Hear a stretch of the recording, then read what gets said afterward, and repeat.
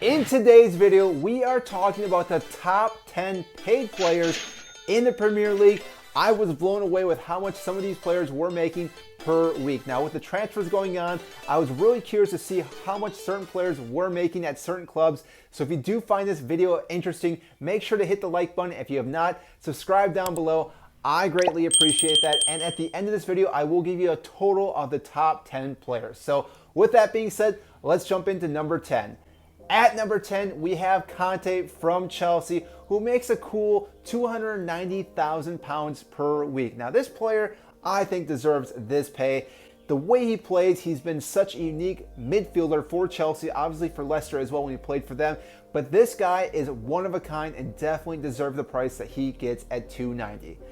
At number 9, we have Raheem Sterling from Manchester City, who may possibly be leaving the club very soon, possibly going to Chelsea or Arsenal, some other club like that, which again, this could fluctuate the price for him, but currently he is making £300,000 per week, which surprisingly is not even the top 3 players at Manchester City, which to me is mind-boggling, because at number 8, we have Jack Grealish, who just recently joined with Manchester City last season, who won the Premier League with them. This is the reason why he went to this club, was to start winning trophies, because at Aston Villa, he most likely wasn't going to win anything, and obviously he got a big payout at this. He makes $300,000 per week as well, same with Raheem Sterling.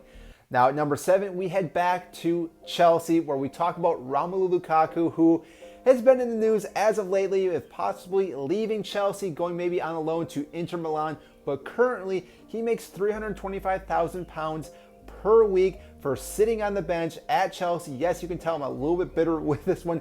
Being a Chelsea fan, I expect a lot more of this player, the price that we're paying for him, but we're not getting the results. Maybe that will change, who knows. At number 6, we head then to Manchester United with our first defender, and that is Varane, who makes a cool £340,000 per week. Same thing with this player, definitely did not work out for Manchester United this first season. Had a lot of injuries, but as we know, this player is a proven winner, has won multiple Champions League when he was playing for Real Madrid. Obviously, Manchester United was hoping to get a player like that. With the injuries, was not able to produce as well. I would say he did struggle a little bit, but I want to give him another season before I really critique him too harshly.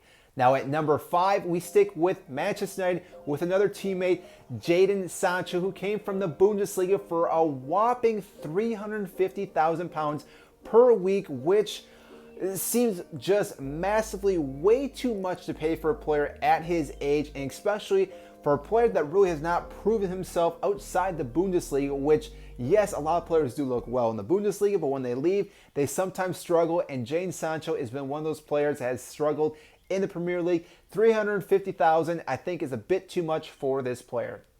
After that, we have our first goalkeeper still at Manchester United, which this is kind of a reoccurring issue at United right now, is how much they're paying players.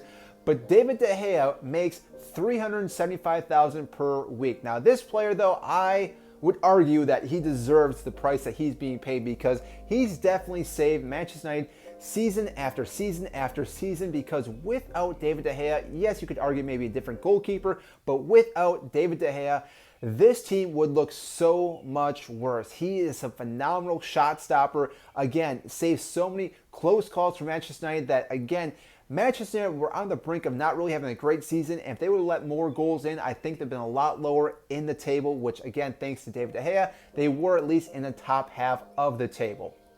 Following that, we head then back to Manchester City, where we see Kevin De Bruyne, who makes a cool £400,000 per week. Now, again, this is another player that you could argue being possibly the best midfielder in the Premier League, so you expect him to be paid one of the best salaries in the league, which, yes, like I said, I think this is warranted.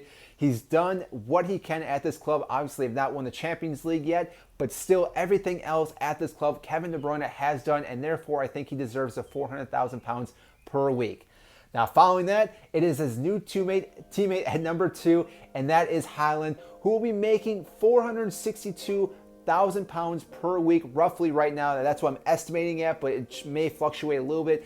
This may be a turning point for Manchester City for two reasons. Now, good and bad. The first one being the bad is that paying a player this much, as we've seen at United, could go really south for the entire locker room, because having a player come in making that much money and then possibly not producing can then really start chipping away at all the other players in the locker room wanting more pay and then wanting him paid more and then maybe not playing as well, as we've seen at Arsenal. Again, Manchester United, this can be a common occurrence with such a high payroll for a player like Haaland, who will be there for a very long time. So again, if he does produce, so this would make sense for the pay that he will be getting, because he was bought to hopefully win Manchester City a Champions League. And if that happens, then obviously, like I said, the pay makes sense. So again, we will have to see how this whole season comes up for Erling Haaland and the next couple of seasons as well for him. So that being said, our number one, who really shouldn't be too surprising, is Cristiano Ronaldo at Manchester United, who does make £510,000